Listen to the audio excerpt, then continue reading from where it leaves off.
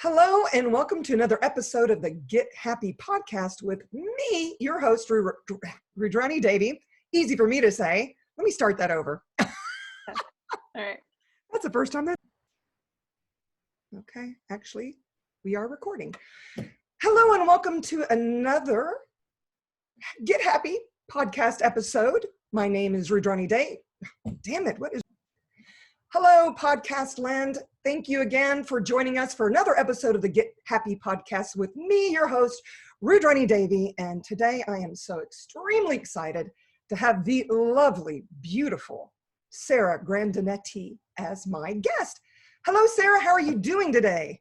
I'm fantastic. I'm excited to be here as well. Thank you for having me. Oh, I am so grateful to have you. So tell our guests a little bit about who you are and what you do. Well, I currently reside in Burbank, California, and until recently, I was a owner of a celebrity hair salon here in Los Angeles for the last 13 years or so. And I just took a time out during the pandemic and made a different choice and went to follow what life was leading me in a different direction, and that is my work with Access Consciousness as a certified facilitator. So I closed down my salon, and now I'm full-time in my Access Consciousness business. I teach classes all around the world, online and live. So I get to meet lots of wonderful people and empower them to know that they know and to look at the things they'd like to change in their life and give them tools to create those possibilities. I'm a mother of 4. And I've been with my husband, I'm 41 years old. I've been with my husband for 22 years.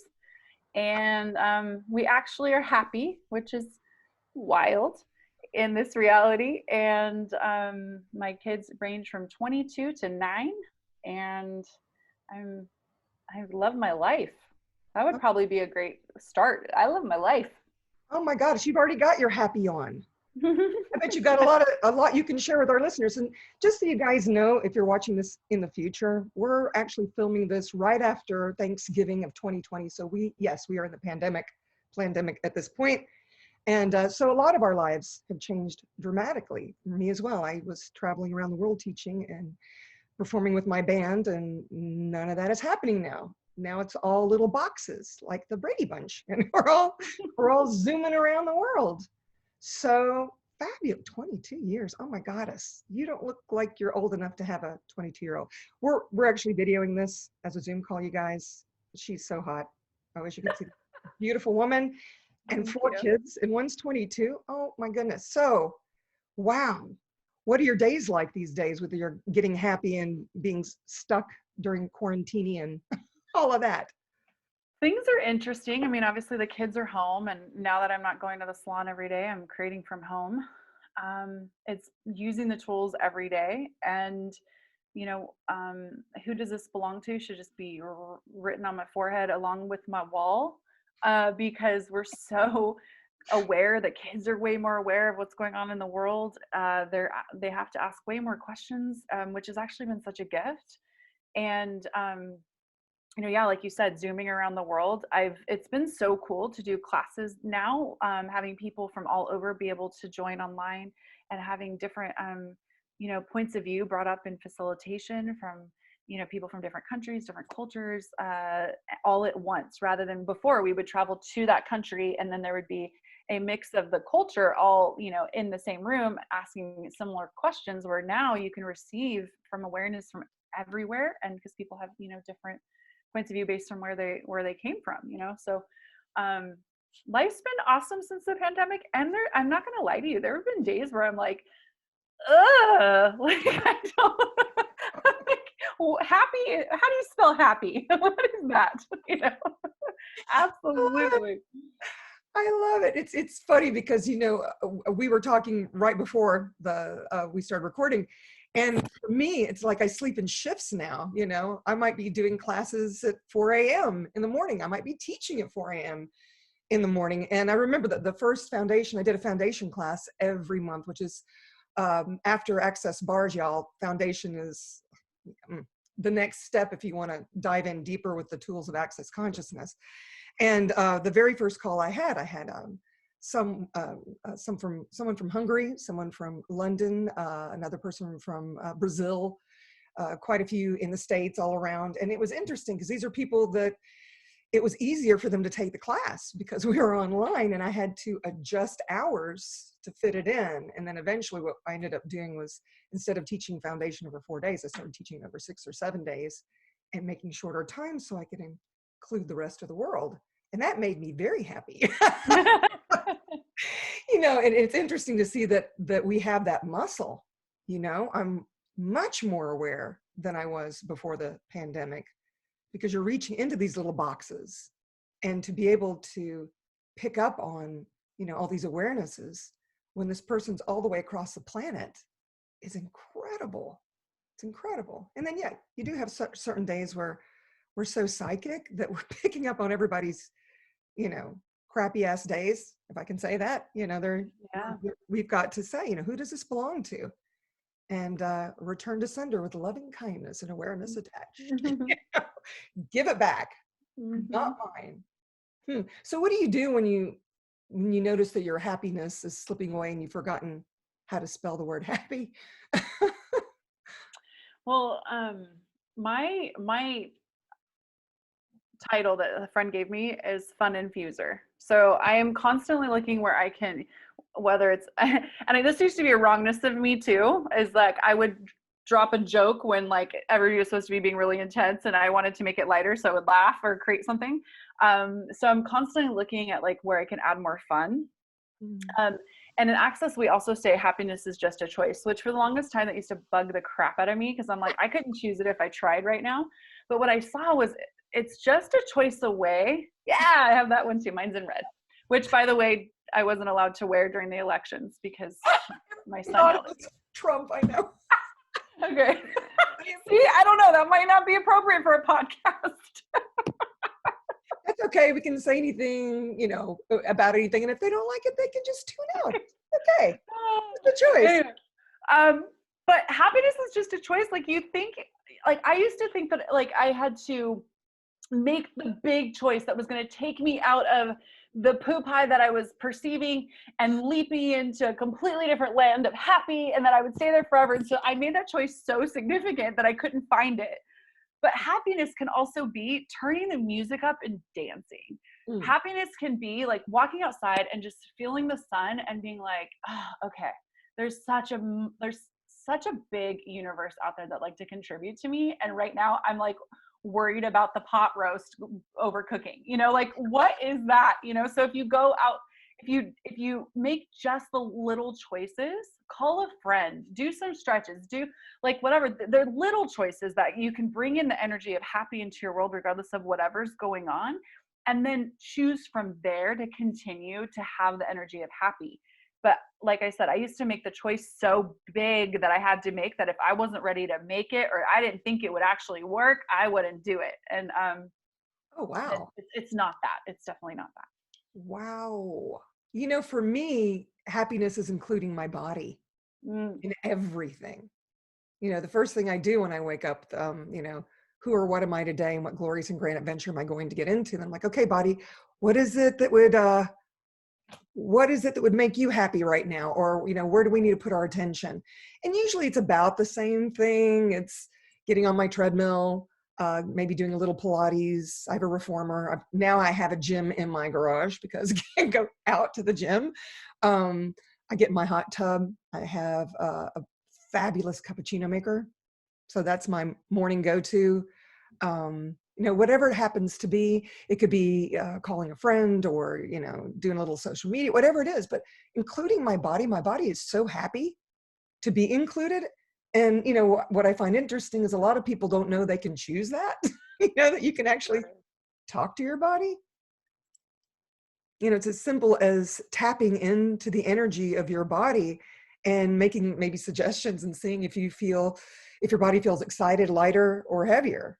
And that's the gift of the pandemic has been for me. I've been connecting to my trees more. It's like every time, because when you're traveling so much, it's a different kind of thing, altogether. Whereas now, almost every single morning, I'm going out into my yard and I'm talking to the birds And the squirrels, I have a pet squirrel.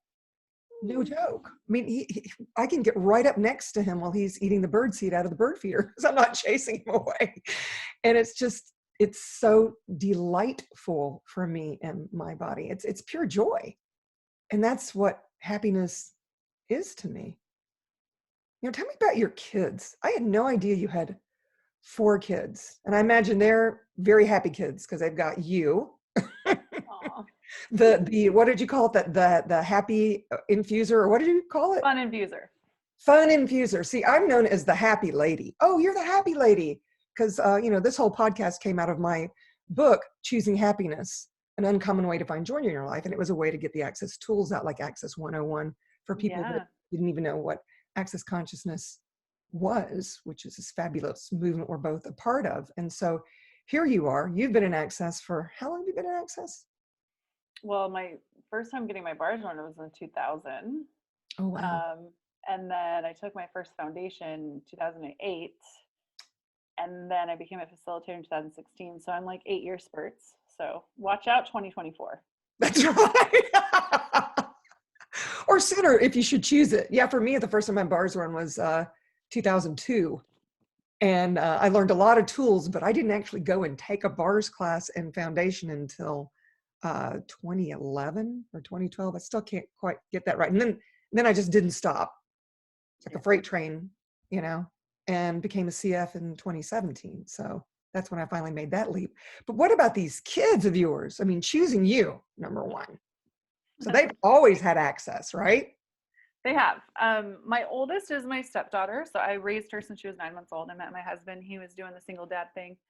And I stepped in there. And then I have a 20-year-old son who's going to college and making waves, big waves with groups that he's involved in that want to see the world as solid. And so he's asking questions and infusing possibility there. And then I have a 12-year-old and a 9-year-old, and they are happy magicians, very different from each other, but curious, kind, and believe in their own magic, which is really cool because I wasn't raised that way. So to have them, know that they have awareness and that they can create their lives, it creates a totally different space as a parent. And I'm still like deleting the coding that I had of like having to do it all, having to figure it all out for them, having to be 4 steps ahead the way that my mom was. The helicopter parenting of their whole reality, like, which turns them into a puppet, by the way. If you're up above and you're doing their reality for them, you're actually a puppeteer. I wish you guys could see Sarah's got her hands up and, as if she's actually doing puppets, marionettes. And I've never even, that is such a great visual. I wanted to share it with our listeners. But, think about it. I mean, when you're constantly hoovering over them, I imagine that they do have a certain programming on how they think they are supposed to behave. So anyway, continue, s'il vous plaît. Yeah. So they have to bounce their choice point or what they'd like to choose, like they're aware of, and what choice will create based on your reality, because it's you're always above them, and so they never get to really learn what their choices create, because they're always making the ones you would like them to make. And then we get out in the world, if you're parented this way, and you're like, what's choice? I don't have choice. And so many people in the world live their whole lives thinking they have no choices available. And so, watching these little people be raised with these tools and know that they can question, and know that, like, I'll see something a lot of times my kids are going to choose, and I'll ask them, like, what are you aware of that's going to create? And they'll see something that I didn't see. They'll go create something, and it might show up the way that I was aware it would show up, and it might show up the way that they're aware it would show up. But either way, they get more awareness. And so it's a different type of household. There's like, my son was never raised with a curfew. He rarely had any rules. Like, we were just talking about it the other night. He was like, it's so wild when I see all the control. He's like, all my friends whose parents did a ton of control always were drunk at the parties. We're always doing drugs and, like, partying too hard and all of these things. And he was always the designated driver that would drive everybody's cars home and call me and be like, I probably won't be home till like 2 or 3 because I'm taking all my friends home to make sure they get home safe. But that came from, like, being like, hey, create your life. And so Who parents like that? Who parents like that? That's well, amazing. Sneak out. I've had Dane and Gary in my pocket since I became a mom. They both have always been like, so Dane and Gary, the founders of Access Consciousness, they've been so willing to contribute to me and my kids, and me having more tools to raise these little people from a different place than I was raised from. Now here's the interesting thing. I was like gonna get parenting right, Rudrani. I was gonna use those tools to create their lives, but it took me a really long time to start to use them to create mine, like the good, selfless mom, like, use the consciousness for the kids as we do. Right. It sounds so insane. I was interviewing Heather Nichols for the podcast, and she tells a story of how she, I guess it was the first class she'd ever done with Gary Douglas, who is the founder of Access Consciousness, and she has her child with her, or she has her children with her, and is basically holding one, and the other one's a toddler, and goes to ask a question, and he said, "So, Truth, do you hate being a parent?" And she was just crushed because she didn't want to tell the truth. She had always, her whole idea of parenting, I'm sure, was a lot like yours with all this programming and whatnot, and she didn't want to admit it, but here she is in a class and she had to acknowledge it. Yeah, I do hate being a parent. I'm the worst mom ever, and blah, blah, blah. And then she started implementing the tools more for herself and for her kids. And now they have this co-creation that is just beautiful. And I love it. I love it when I see her with pictures on Facebook where her kids are running her bars. It's amazing to see. And yet, a lot of people in this solid reality, limited reality, would think that she's an awful parent by the way she's raising them. But again, they're kind, they're considerate. They're not interested in doing drugs and drinking. And yet she's been involved in Access now for, I don't remember now what she told me, but I think it's been like 10 years now, maybe 10 plus years. So it's amazing to see the difference. Like here, I've been watching you, doing Facebook Lives and whatnot. And I knew you had a child. I didn't know you had 4. And I didn't know, but I assumed you were married because your last name is different than Dr. Dane Here's last name, because he is your older brother. And I knew that. So, wow, amazing. Does your husband also do Access, or is he a byproduct? I would say both. He's definitely been to classes. He uses the tools. He's the gift of my husband is really that he's willing to let me choose whatever I'd like to choose, and he'll support it, and he doesn't try to stop me. And he'll often call me and say, "Hey, can you give me a process or a question to ask here? This situation at work is like real tense, or I'm about to go to a meeting and I know that like my energy is not being me. So what can I ask right now?" And so he's definitely receiving of the tools. What a gift. Yeah. So as far as like doing any advanced classes, no. And I am so grateful for what he is willing to choose. And like to the point of Heather's story is like being willing to, where we judge ourselves as bad, especially as a parent, comes from everything you've already made right. So whether it's the way that your mom raised you, or the way that your mom didn't raise you, that you thought she should raise you, or the way you saw in someone else's world that created a product of a child who was like perfect in your eyes, then you've got to do everything that parent did. And so even just admitting that you think you're a bad parent, or you're willing to be a bad parent, and acknowledge that, you actually free up everything. And so when I got to that, it was like, okay, I'm the worst mom ever. I have so many choices from being the worst mom ever. The worst mom ever could be really great one day and be a total failure the next, because she's the worst mom ever. No one has any expectations, including her, of herself. So the space that like, and people, I recently just had an Access friend come to my house, and she's 40 years old and never wanted kids, was like, I'm not procreating, this parenting thing. Like, she's like, I'm way too selfish to be able to be somebody's parent. And she was in my house for like 5 days, hanging out with my family, talking with my children. And she left and she's like, "You've completely screwed me up." And I was like, "What?" She goes, "You have your life. You have a great relationship." She's like, "You have these kids that like aren't even kids. I'm like talking to infinite beings. They're teaching me things." She said, "They're so polite and kind and courteous, and yet are also like conscious and aware of like the world around them." And she goes, and now that I know that that's possible, I'm like wondering what I should do. Like I'm still kind of in baby making, stage, and maybe I do want a baby and all this stuff. I was like, oh girl, create your reality. Create your reality. What is your reality?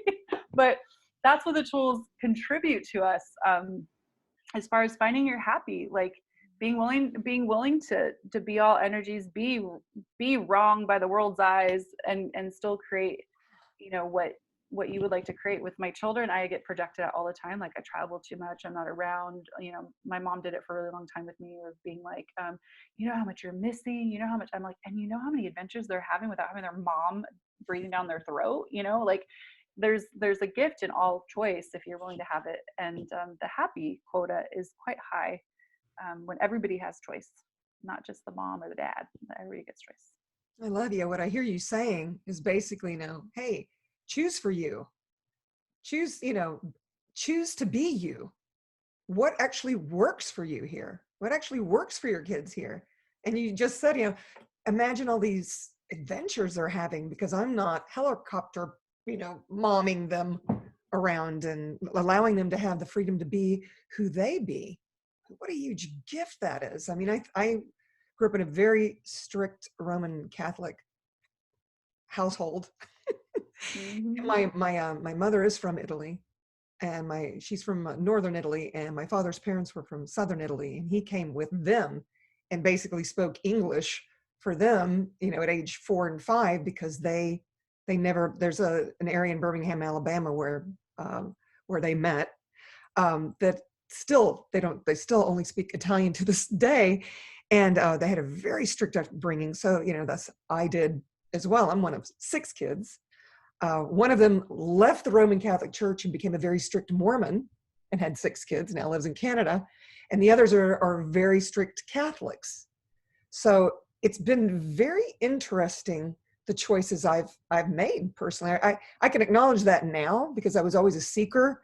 I followed a guru for 23 years, thinking that I'd found it there, and that never really felt light either. I dated guys from different spiritual backgrounds, and those didn't appear to work either. And so I recognized the anomaly that I am. So when Access Consciousness came into my life, I thought, wow, I really can choose for me. I have been kind of doing that already, but what I've been trying to do is fit myself into these other realities that also weren't working for me. And what I love about Access Consciousness is, hey, you get to choose. You're empowered to know that you already know what works for you, if you're willing to receive that awareness. And it's just amazing. And with all of that, how can you not be happy? And to allow yourself to be able to choose cranky pants days as well, and not make you wrong for it. It's pretty darn amazing, actually. Right down to it. And I imagine your friend, when she saw what you had created, I guess she just never had thought, hey, I could actually create that for myself if I choose to. So what a gift you are to her, to show her the possibilities, the infinite possibilities of being able to create something very different. Here we've been going through our lives, being taught so many interesting things. People with no money teaching us about wealth. People with turmoil in their relationships teaching us how to be in relationship. And we've been following those examples. It makes no sense when we could be following our own knowing. I love that. So, what do your children teach you? I'm just curious. They sound amazing. There's so many people out there that, I'm sure because I sense you have this wonderful relationship with your kids, and here they are at an age where they're usually pulling away in this reality. And so what do you learn? My son's going to be 20 in a couple weeks, and he still calls and talks to me about, and he tells me everything. And I know things that like other parents are like, how do you know this? Did you like spy on them? Do you have a camera somewhere? Do you have whatever? I was like, no, he told me. I don't know. Because I'm not judging him. And I just ask him questions. Oh, how did that go? How did that create? What do you want to create with this? Like what, and I just ask him questions. Because, the control that we do as parents is because we're trying to avoid an outcome. And Mm. I've gave you examples of my son's friends and lots of my friends even growing up, like, and myself, like the amount of control that someone does actually does not create always the outcome that you would like to create. If anything, if you do get the outcome at 18, you have this like glowing, no dents in the person, like the paint job's still great and there's no scratches, and you send them out in the world, those scratches are going to happen out there. So it's just like a delayed response. But I think sometimes parents are like, well, I did my job, like so I'd like to set my kids up for a totally different reality by having them choose their reality now that they're going to live later and have question and have possibility. And so my son, you asked me what I receive from my kids or what they teach me. My son teaches me to question everything. Like the thing about him is, like, even with the pandemic, like I had my awareness and I made it right, like pretty quick. And I, had a conversation with him and I was like, have you seen this documentary? Did you watch this interview? Blah, blah, blah. He's like, I'll watch that with you. And then he did. And I sat down and this is like full disclosure, Rudrani, I sat down and I was so proud of myself. I knew I had changed his mind about this whole thing. I knew that he was now more conscious. And what he said to me was, Mom, he's like, thank you for showing me that I actually do have more information now. And he said, and what I do know about this world, he said, is that regardless of what you're seeking, you will find it. If you want to believe this about this situation in the world, you will find the information to support it. If you want to believe that, you will find the information to support it. And so this is a kid who's been raised with question, right? Yeah. And he was even willing to question me. And also he has his knowing still there, but it's like he's like unwilling to align and agree. He's unwilling to align and agree with me. He just knows what he wants to choose in every moment. And like his college went on like a lockdown and his volleyball team like had to go into quarantine and all this stuff. And even then he was questioning what was really going on, what he would like to choose, but for that 10-second increment. He wasn't projecting it what the future was, the doom and gloom. He also wasn't aligning and agreeing that it wasn't like nothing's real or like all of these. He just was like truly walking through life with question. I was like, holy shit. And my whole body's got chills. I'm just perceiving his awareness. He's like, your brother always says, Dr. Dane says, your point of view creates your reality. And he has this point of view that whatever he wants to create will show up for him. So, that's how you want to use your point of view. Yeah. I love it. Yeah. Because how many of us, even those in consciousness, have chosen a side with this corona pandemic? Like and from awareness, but how much of us have then narrowed that down into the finest point, right? And what I see him doing is keeping it out here. And out here is where all the possibilities can show up. And yet when we narrow something down, even if it's originally from awareness, we spiral it down to a point, now we're stuck in that. And I've watched myself do it every time. And I tap into his world when I feel myself doing that. And I'm like, okay, what would I like to choose right now? What's available for me to choose and be right now with whoever I'm with, whoever I'm talking to, whatever conversations I'm having, like out in the world, like right now, what can I be that changes what I'm aware of, and that's how he lives his life. My 12-year-old is like a healer of magnitude, and she can touch you and your whole world just melts away. And my 9-year-old is, she knows she's magic. That's something I've never seen in another being. She put her energy into thunder. A few months ago, she was she was aware of the earth in a way, and the intensity of all the energy of this thunderstorm, that lightning storm that we were in, because we were in a different state and we don't have those here. So she was like, what is happening? And she threw I was like, why don't you go big and expand it? So as soon as the thunder came, she went really big, threw energy into the thunder. It rattled out and then never happened again. And it had been hours, and we were like, she's an earth wizard. What just happened? She totally is. But from then her math and her reading went up, because she said, if I can change thunder, then why am I struggling with math and reading? And then immediately. And the school was accusing her of cheating, wanted her to retake tests, Oh my all God. sorts of stuff. And it was just the acknowledgement of her potency that changed it. She That's wasn't by the point of view that she was freaking slow. amazing. Now I'm learning things to do from your kids. And I want both of them to put their hands on me. Yeah.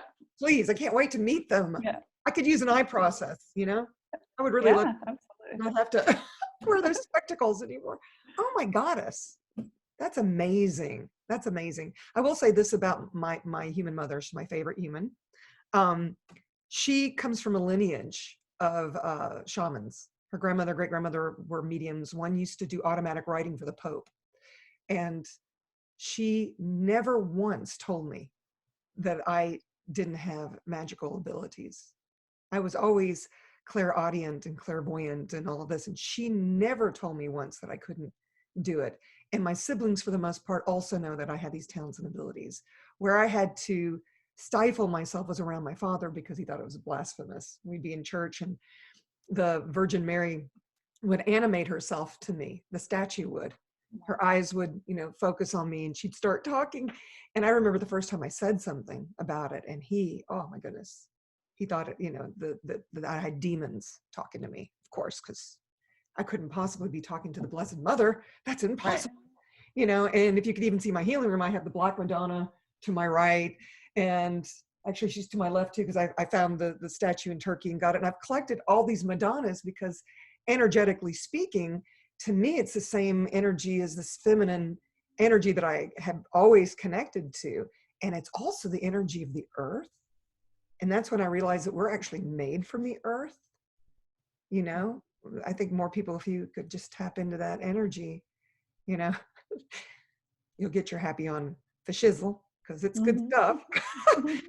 But I'm so grateful that she didn't tell me I couldn't be who I be. And that's why I moved her in with me. I mean, I have all these other siblings and I was like, let me take care of you. You've taken care of all of us for so long. Come and stay with me. And she still watches Mass on Sunday mornings, from her in her bed. I've got her big screen TV and she watches Mass, but she doesn't have a point of view about me not being Catholic anymore, or, because I heard her say this once to one of my siblings. They said, how come she doesn't go to church? And I'm listening in, and my mother says in her way, well, she's always in church. She's always talking. Makes me want to cry, to the tree, the birds, and, this communion, this creationship. I'm so grateful for her. I'm happy to have her, Yeah. So, gosh, that's pretty amazing to have my favorite human, to have a mom like that, to be grateful, even though, she was a lot like what we're used to in this reality. We had restrictions and we weren't taught to know and all of that. Wow, this has been such a moving conversation for me. And I've really enjoyed getting to know you better. And I can't wait till the day I can, see you in person, give you a juicy hug. I can't wait either. That would be delightful. So if you want to leave anything with the listeners before we wrap up this conversation, what would it be? I would probably go back to what we said was happiness is just a choice, and it can be something so simple. But if happiness was also a virus, and you could, and it was highly contagious, what if you invited it into your world and then just let it permeate and duplicate? And that is, you can invite other people to it. You can choose it every day so that you get more of it. If you chose it for 10 minutes, what if it actually showed up next week, or, after choosing it for 10 minutes every day, for 20 minutes, it doubled? I would just start to look at that, because right now, there's so much up in the world, and I'm so grateful that you're talking about happy, because it is an energy that people know. But if we look for it in other people's worlds, so if you said, Sarah, come with me to do yoga, it'll make you so happy, I could probably tell you that that's your happy, and that might not be my happy. But I could say, Rudrani, do you want to go dancing? And that might be something that we would enjoy together. But I couldn't find my happy in necessarily the way that you make yourself happy. So doing whatever it takes to have your happy, and continue to choose that each day, even if life feels so heavy and you feel like there's no light at the end of the tunnel. Happy will start to shine the light on the way and the possibility out of the tunnel. So I'm so grateful that you're talking to people about this.